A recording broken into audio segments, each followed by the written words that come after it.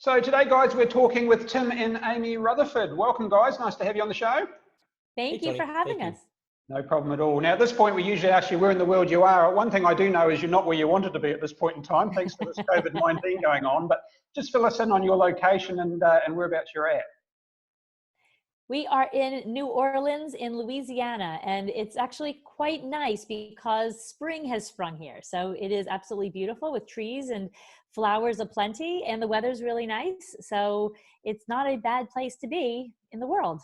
Well, at least you're coming into the right time of year, which is better than what's happening in the Southern Hemisphere at the moment. But we won't spend too long today talking about COVID. I think people, as we discussed before, are getting a little bit over it. But let's talk a bit about you guys and where you're at in your situation. So you haven't been on the road that long. You've built a very, very big following quite quickly. But let's go back a few years to your former life, if you're happy to delve back in there without it creating psychological issues. Just fill us in on where you were before and what your situation was and where you've led to today.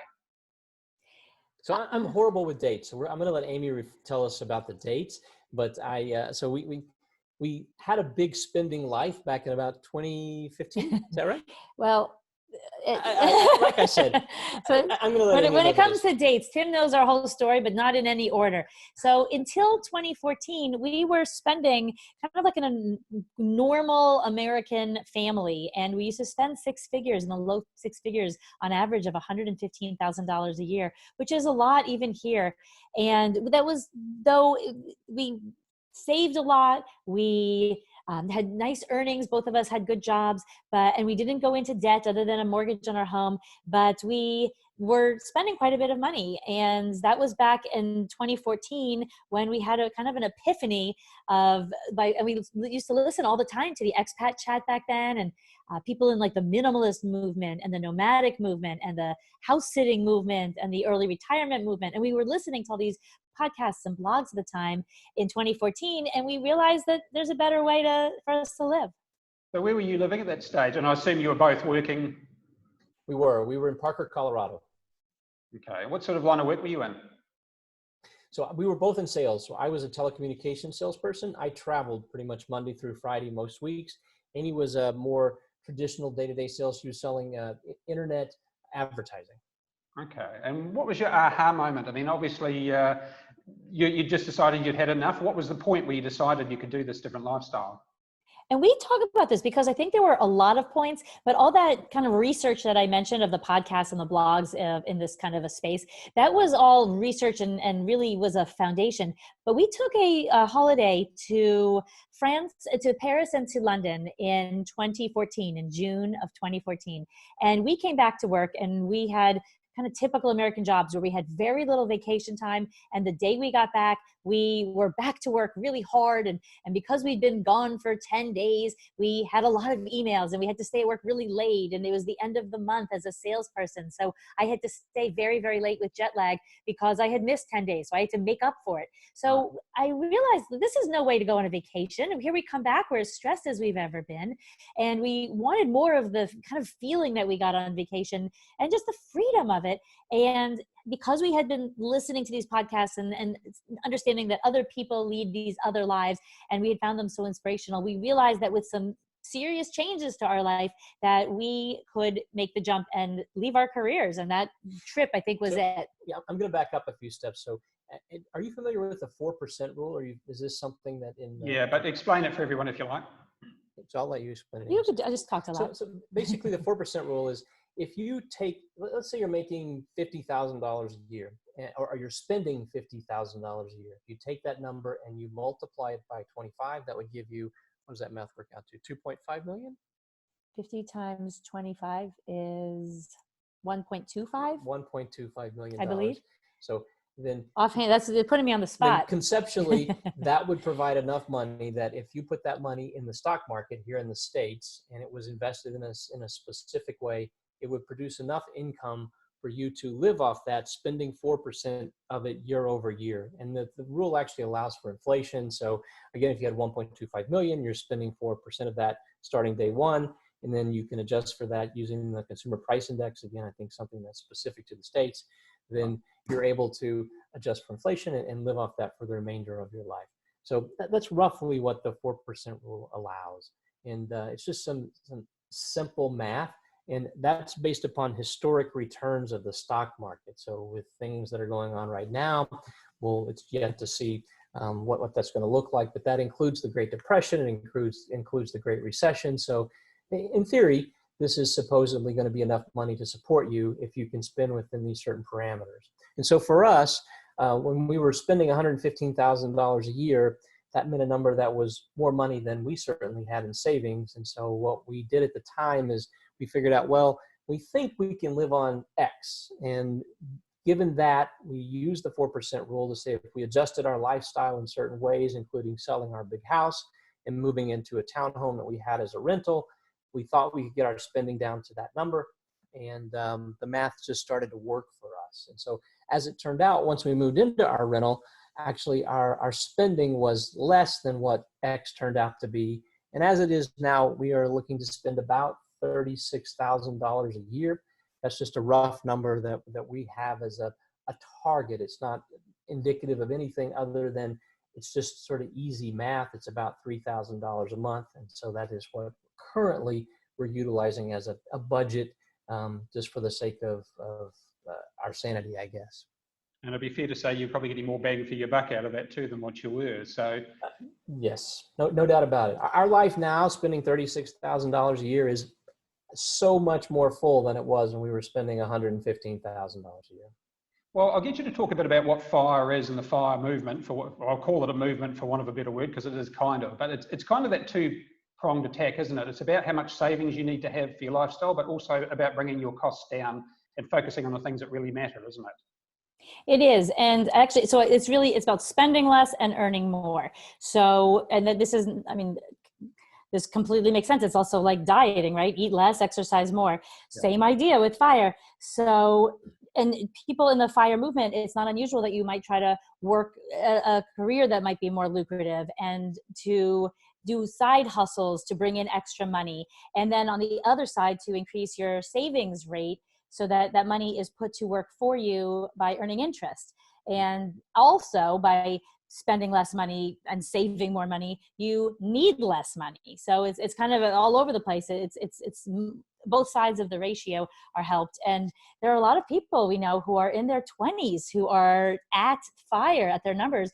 And a lot of it's because they have passive income coming in. Maybe they own a lot of real estate that pays the bills and they don't have to retire any longer. So I don't know if it was mentioned, but FIRE is Financial Independence Retire Early.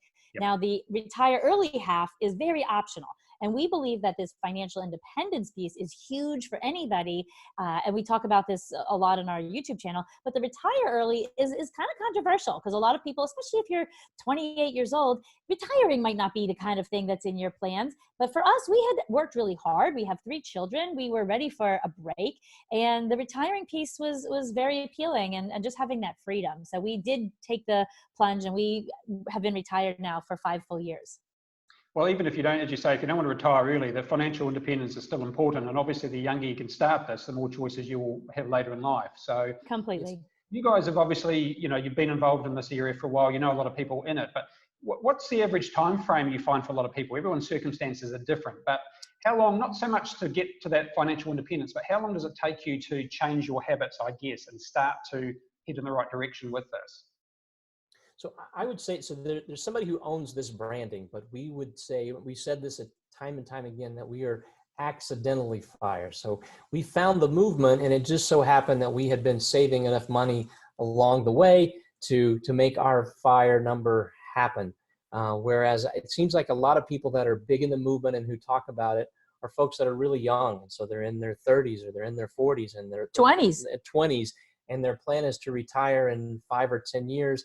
And so, we consider ourselves, and I think the FIRE movement as a whole considers us unicorns in that we left our jobs. We don't have any income than like a few $1,000s that we make from our YouTube channel. And most of our income actually comes from our investments. So most of the people in the FIRE space, the people that you might know in the FIRE space, they make money from their blogs, or they make money from side hustle incomes, or they've left their traditional career, but they continue to work. And I think this is something that the FIRE folks tend to talk about a lot, is figure out a way to make some passive income, whether it's the stock market or real estate investing or build a blog or things like this. Whereas we're just simply spending the money that we earned over our career.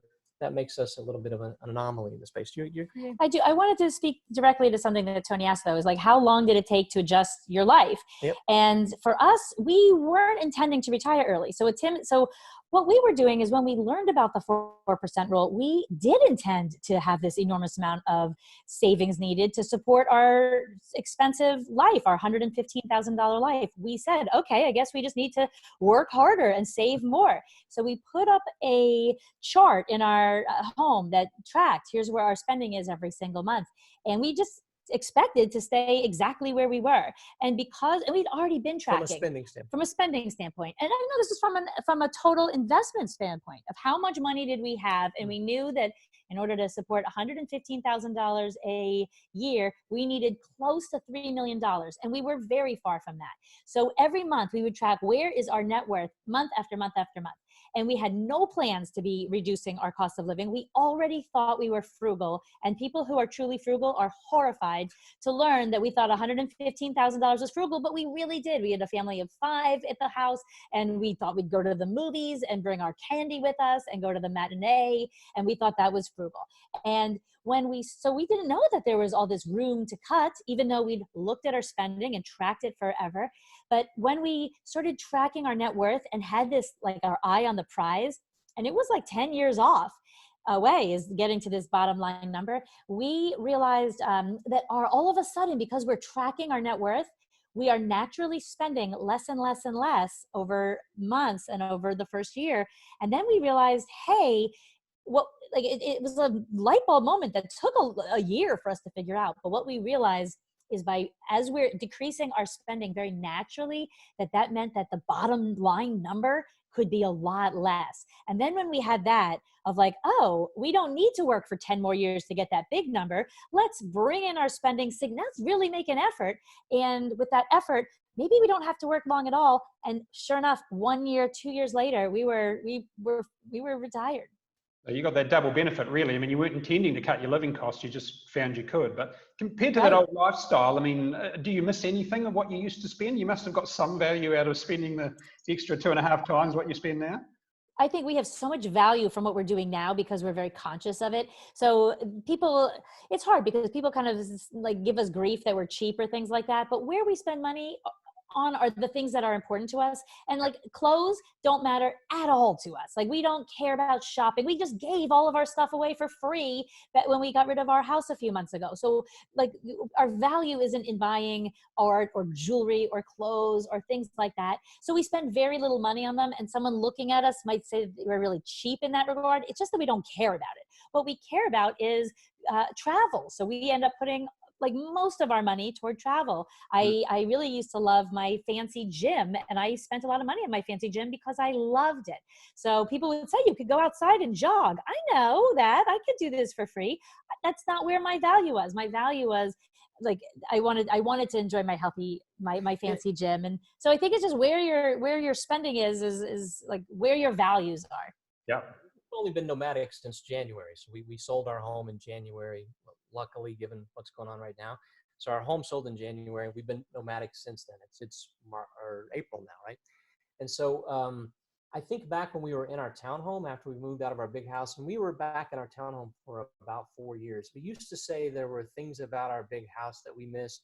Specifically, we had an attached garage. And so when it's snowing in Colorado, it's nice to have an attached garage. And so, that's it. That's about the only thing we miss was our attached garage. In our nomadic life, I guess we don't have that. So our plan now is to have perfect weather at all times. So no more snow in our life. So we don't have to worry about an attached garage. I was going to say, just go where there's no snow. You don't have to worry about it, really, do you?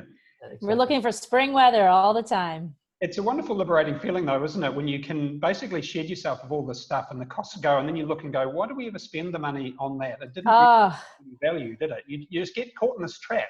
And I think as we get older, we get less materialistic. We start to change our focus on what's important in life, don't we?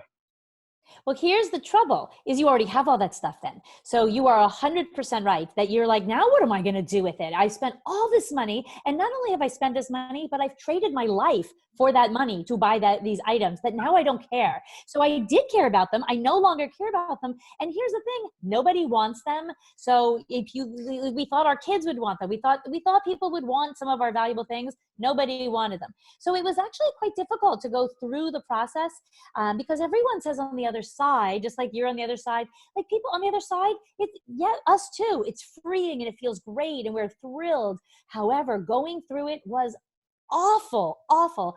And we have gone through it 2 huge times. So when we moved out of our huge house in 2015 to our small townhome, and then again when we sold our townhome to go to a small storage unit, 2 huge downsizes, and now we're in a small storage unit. But it's brutal giving away things that you love and mementos, and I'm very nostalgic, and so that I think that was quite hard going through it. I am thrilled on the other side that we did it, but going through it, I don't think people talk enough about the process is actually quite hard. They just talk about the other side and how worth it was, but I think there's something to it, and even though, like I said, our values have we don't care about this stuff anymore, but it's very hard. Like I had like investment into not only the financial part, but like emotions. And I wanted to find good homes for these things. I didn't want to be wasteful. It was shameful that I bought so much and had so much and that I wasted so much money. So there were a lot of emotions that went with that for me. It was less so emotional for me. I was just going to ask. It wasn't quite the same for me. I'm happy to be rid of most of my stuff. So there's not much that I miss. So it's a fairly standard response to this situation, isn't it? That's right, yes. Although he had something. So Tim says, I don't care about anything. But that wasn't necessarily true because when we got into it, there were things, your Boy Scout materials, your stamps and your coins. Well, I just wanted to find a good home for them. So it wasn't like at the end of the day, I knew they were going to go away. So it wasn't that I just didn't want to throw them in the dumpster. I did throw, like I had awards from work, trophies and stuff from work. So many of those. I had worked really hard to earn these things, and those just went in the dumpster. But I had Boy Scout stuff from when I was 10 years old that I had collected and I kept for years and years, 30 years. And so that just didn't feel right. 40 years. So that didn't feel quite right to just throw that in the dumpster. So I found a good home for that, and I put it on Craigslist and found somebody. At least I think I did. So you never know. We're just happy to be done with it now, and we're happy we're on the other side. I was going to say, I'd be concerned if you're still on the Boy Scouts when you're 25, Tim, but that's another So obviously you guys, you had this lifestyle, but for a while you just stayed put. When did you decide that you wanted to start travel, and what made you make that decision? So it was really around our daughter. So our daughter was still at home with us. And so about 2 summers ago, our daughter, 2018, our daughter was 17 years old at the time. And she was figuring out what she was going to do for the summer. Our plan was to be at home. We were going to go away for 2 weeks and take a trip to Europe. She figured out that she could be at Girl Scout camp for the whole summer and make some money. And so she worked there. She worked there. That's exactly right. And so we figured we would just leave for the entire summer. And since she wasn't going to be there, there wasn't anything really holding us to our place in Colorado. So we left, and we were gone for 63 days. 63 days to Europe that summer. And really, that's what we had been on a podcast like the year before, and they had asked us, would you ever consider just selling your home and being nomadic? And we emphatically said, no, we have no interest in that. And after this summer in Europe and being gone for 63 days, we decided that maybe it does make sense for us just to be rid of our home and be nomadic. And so in 2018, we were gone for over 100 days away from our home. In 2019, we were gone for over 100 days away from our home. And so we decided to and it cost us about $1,000. We owned our house outright, our townhome. And it cost us about $1,000 a month to have that place, just with utilities and HOA and whatever it was. Property taxes. So at the end of the day, we figured it just didn't make financial sense for us to continue to maintain this space if we were going to be gone more than 100 days or what we intended to travel. So we just sold it, and now we're nomadic. And I have a little something to add to this because I'm the person who plans everything that we're doing. And I was planning these 9 weeks in Europe.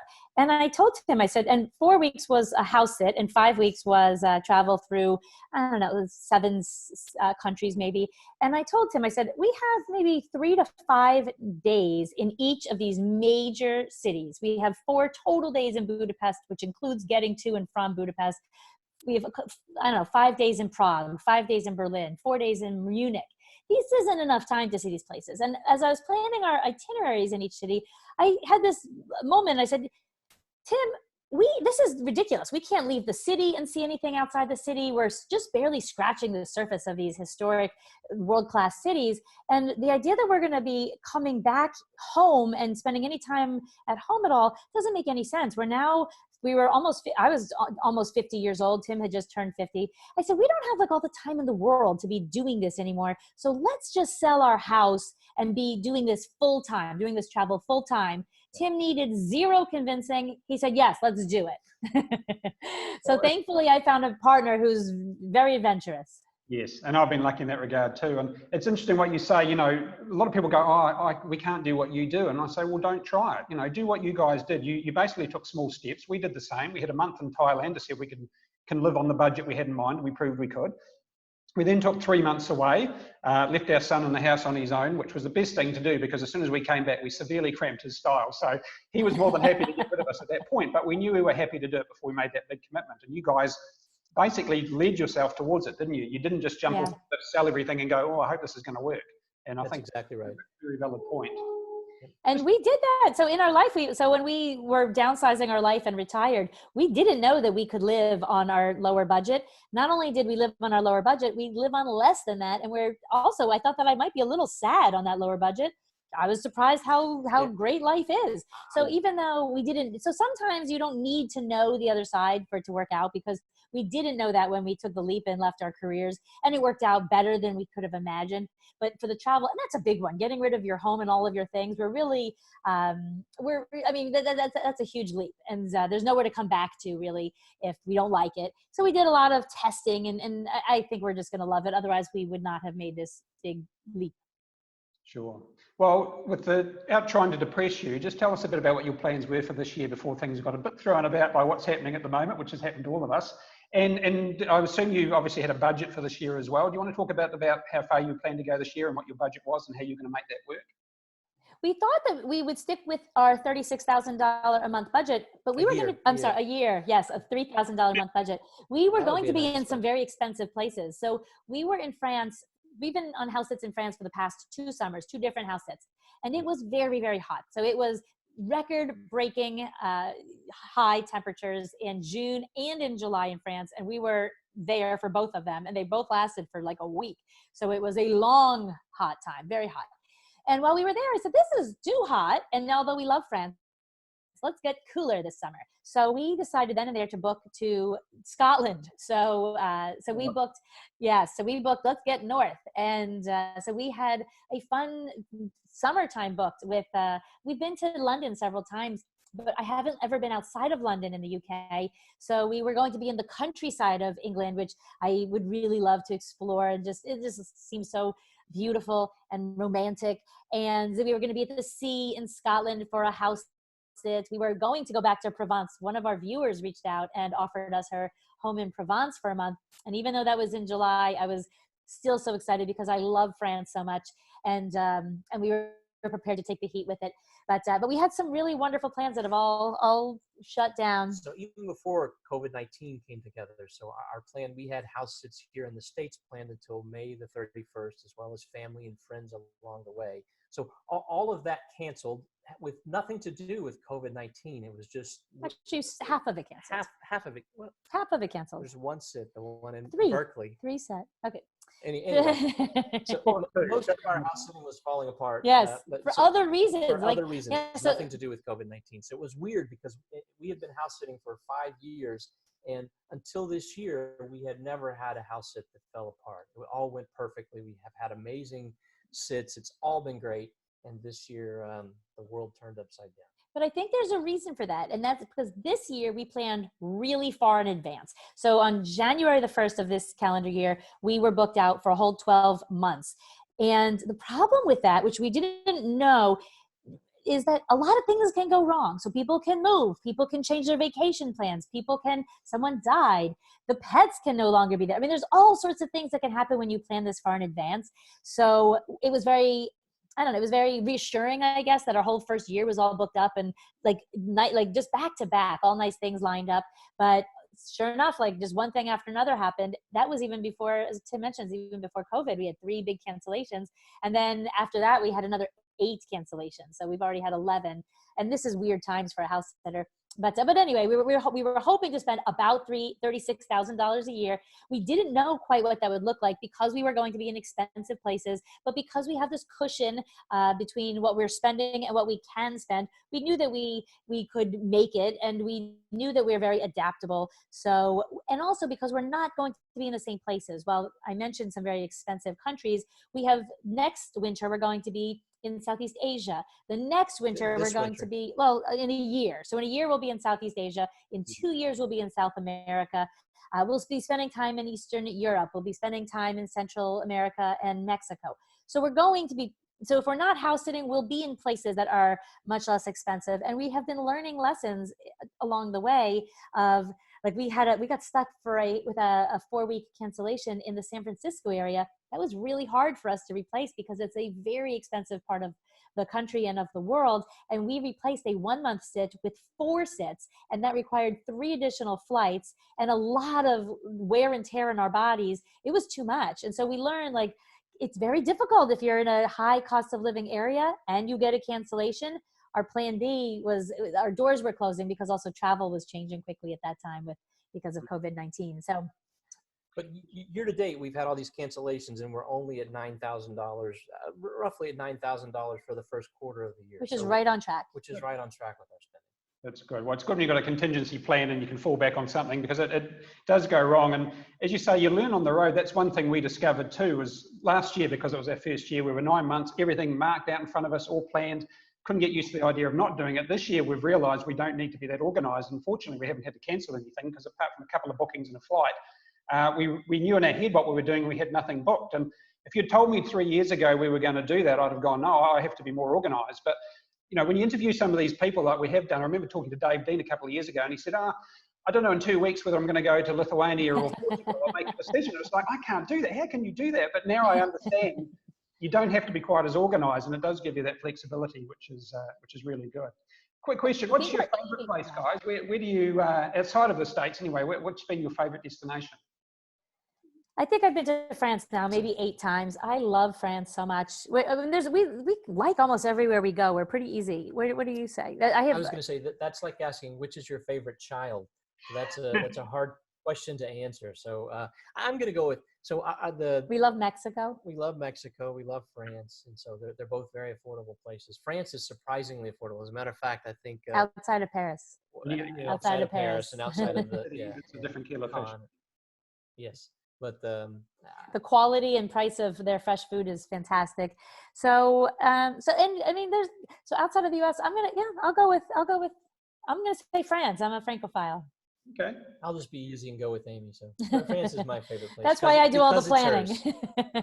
Don't argue. It doesn't pay to. That's right. Yeah.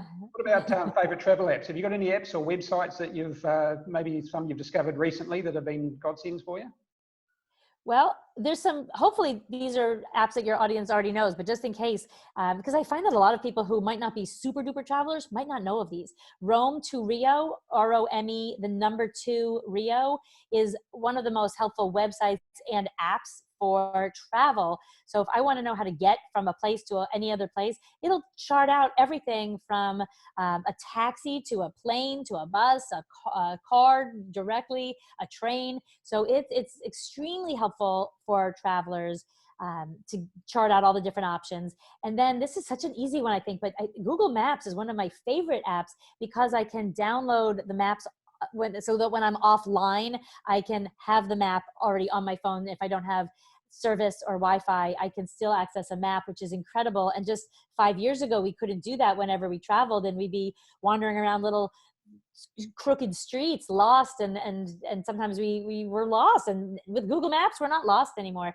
I think Google Translate is amazing. Google Flights. So Google Flights is fantastic for seeking out fares. So I actually, we both are into travel hacking. So it's not as here in the States, it's a big thing with credit cards. It's really relatively easy with credit cards to earn points and miles and basically travel for free. So there are 2 apps that have to do with travel hacking that we use a lot. One of them is Travel Freely, and it allows you to track the cards that you have in your wallet and understand when the annual fees are due and things like this. And then there's another tool called Award Wallet that allows you to track the points and miles that you've actually earned. Both of them are free. I think Award Wallet has a premium version that costs something, but those are great tools for tracking points and miles. Okay, that's good to know. Yeah, I've looked into it here in Australia and New Zealand, and we just don't quite have as generous arrangements as you guys do, because the thing in the US is using your points. And to me, at the end of the day, in our neck of the woods, I just find getting the cheapest flight's usually the best option. But I know it works very well in your world, so it makes a big difference there. Well, we hope it works well. So with all that's going on, if the airlines file bankruptcy, our points, this currency that we have with points may go to zero. So we'll see how that. Don't even say that. Prefer not to think about it. Don't think about it. Guys, final question for you. How do you feel travel has changed you as a person? I think it's given us both such incredible experiences. So I think half the reason I'm traveling is to eat amazing food. So I'm into cooking. I'm into cuisines of all countries and desserts of all countries. So just experiencing a place where the food is incredible. We both go to like the art museums and see world famous paintings in person, and we learn about different cultures. And one of our favorite things is we say we'd like to meet our tribe whenever we're traveling. So we meet friends everywhere we go, and you have these intense shared experiences. And thanks to social media, now we can keep in touch with these friends. Until 5 years ago, it was kind of, we never got to keep in touch with these more chance encounters. So I think there's so much to it. Just see, especially because we have been back to Europe a lot lately. And we just were in Amsterdam a year ago during their peak tulip festival, and the beauty of their tulips and the 7 million bulbs is extraordinary. And the incredibly historic churches with all the stained glass, the beauty is exceptional. This history. I'm going to say adaptability and flexibility. We are next level with that, especially considering what's going on right now. So I think that just travel brings that out, period, because things change. It's your flight gets delayed, or you missed your train, or there's sort of all these dynamics that just go into travel that if you're very rigid and you have to have things a certain way, and then that doesn't really work with travel. And especially with what's going on now, it's like we are completely at another level of, if we're not, we'd lose our minds if we weren't adaptable and flexible. So I think it's given us that.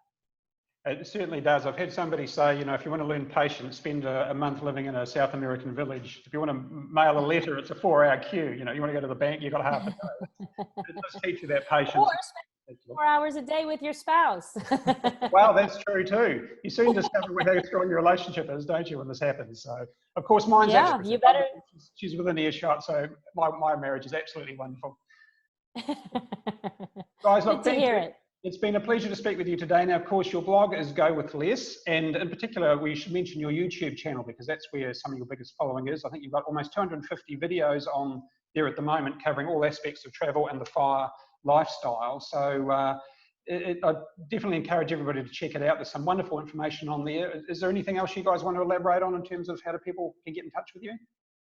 I think those are our main areas. We're also on, I'm trying to grow our Facebook and Instagram audience, and our Facebook is also Go With Less. It's with no spaces, and our Instagram is We Go With Less. And I'm hopefully going to take the time we have right now to ramp those up. Good. But the YouTube is the main one. Yeah, our channel is called Go With Less, and that's the main one. That's one good thing in terms of a lot of travel bloggers have got a lot of downtime at the moment to get these things tidied up. So that's we needed it. Yeah, we needed the time. Everybody needs to get caught up. So, guys, look, it's been a pleasure to speak with you both. Go With Less is the website and the YouTube channel. Tim and Amy Rutherford, thank you very much for joining us today. It's been an absolute pleasure. Thank you, Tony. Thanks, Tony.